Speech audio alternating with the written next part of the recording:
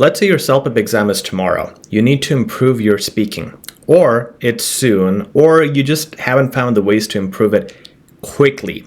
In this video, I'm going to tell you how you can improve your speaking quickly within 5 minutes as soon as you start learning these 3 main things. Really, it's a game of 5 minutes only. Implement these 3 things and you'll see a huge difference. Let's get started with something like this. This is question number 4. What do you think will happen next in the picture? Usually, what I see people doing is speaking in this manner. Something like the kids are running around, so they will probably start getting tired, and then they would probably not be so active, and then the kids might also, more kids might join. That might happen. What's happening is your state. You can alter your state of speaking instantly when you decide to remain calm. That is step number 1. Calm yourself down, breathe deeply, inhale, exhale, and also use that preparation time to really inhale, exhale properly to catch your breath. But it's important to do that all the more while you're speaking. So if I'm speaking at home, I'm going to try to just remain calm. Don't let the nervousness and the stress get to you. I want to speak in this manner.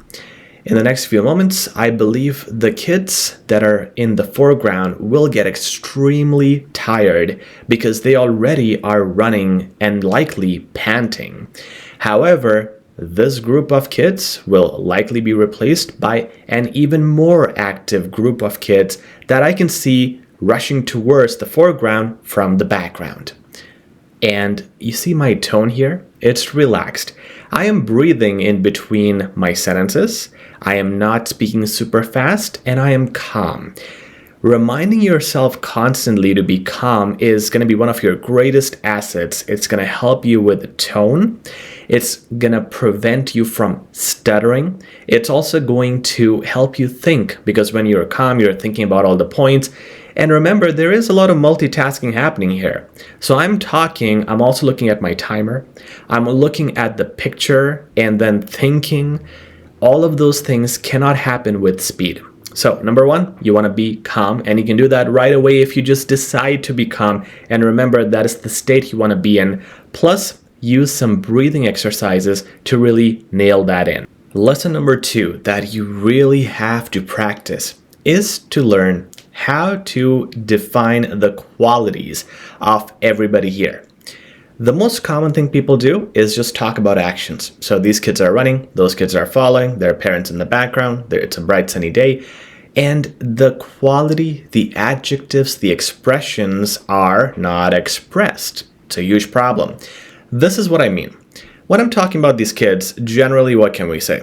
They look excited, they're having fun. That's good. Let's build on that more. How can we make the expressions better? So they are excited.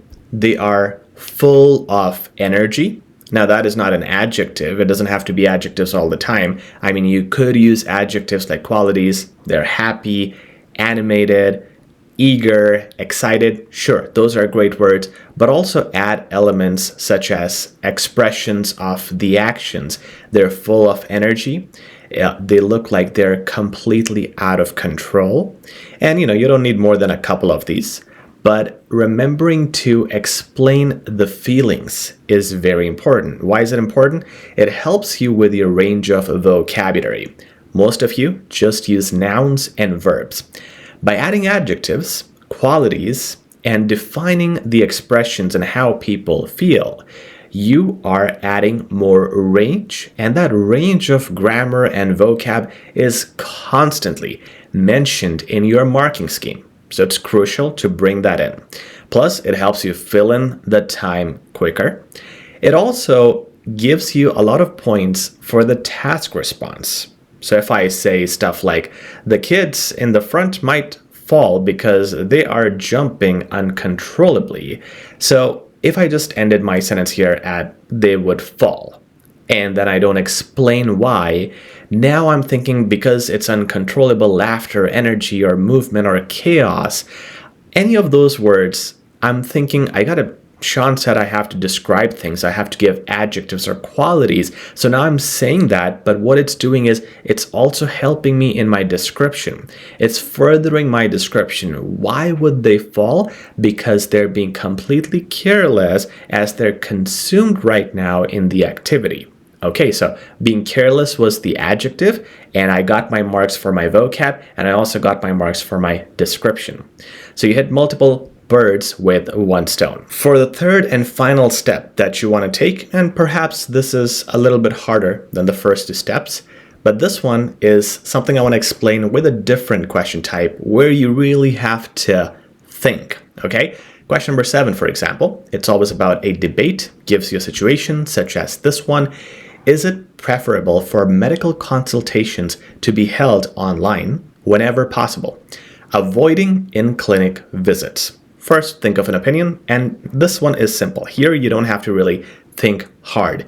Never think about the opinion where I might be able to do more points or it's easier to speak on this thing. Never do that. Really just answer based on what you actually think. When people answer naturally and they choose an opinion they actually believe in, they always do better answers.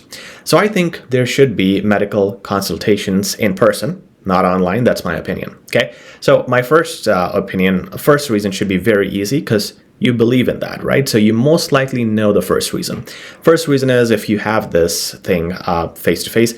And I'm going to try to answer this, okay? So let's see what happens. So I'm in the middle of my first point. You have jobs for people, not only limited to doctors. I mean, you would have receptionists and you would have the cleaning staff, the maintenance staff, and initially when the hospital or the clinic is constructed, the construction staff.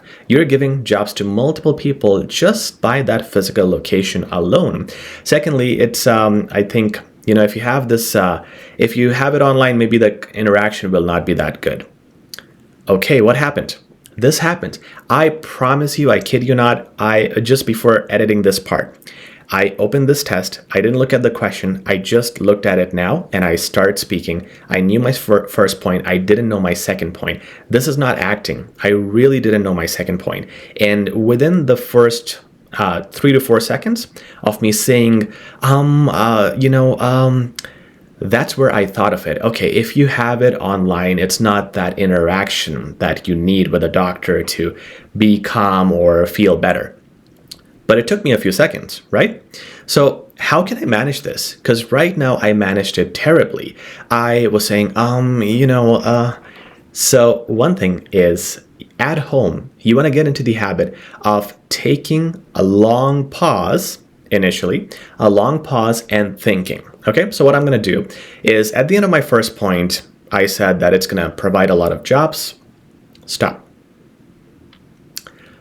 Secondly, moreover, when you do it online, it's not that interactive. So what I did is I almost paused this time 3 seconds, and then I thought and then answered. At home, I can do this. And in the exam, I cannot. In the exam, I can pause for 1 second. But at home, I want to practice this. 3 seconds, 4 seconds pauses, doesn't matter. Slowly and gradually, I'm going to get better at this. The 3 seconds will become 2 seconds, 2 seconds will become 1 second. And I will train my mind on thinking on spot. And this is what you gotta do. You do not think in the preparation time. It's barely enough preparation time. The only place where you think of new points and brainstorm new points is while you're speaking. But when you start to do speaking and you are doing the perfect speaking the very first time at home, you try to do that 90 seconds, 60 seconds without really being natural with the thinking time, it will always stress you and you will never develop this ability of thinking mid-term or during the speaking. So develop this habit slowly, gradually at home, and you will be able to pause just for a second in the actual exam and think. That skill that you're building at home is of you relaxing and knowing that, okay, at this spot, after the first point, I gotta think. In another question where you have 2 to 3 points, you pause after the second point, you pause after the third point, and you're training your mind to think during these intervals. This is going to help you greatly in your brainstorming ability. and combine it with the first two tips to improve your speaking skills instantly. Guys, that's it for today's video. Hope you liked it. Please like, share, and subscribe. Really appreciate it. See you soon.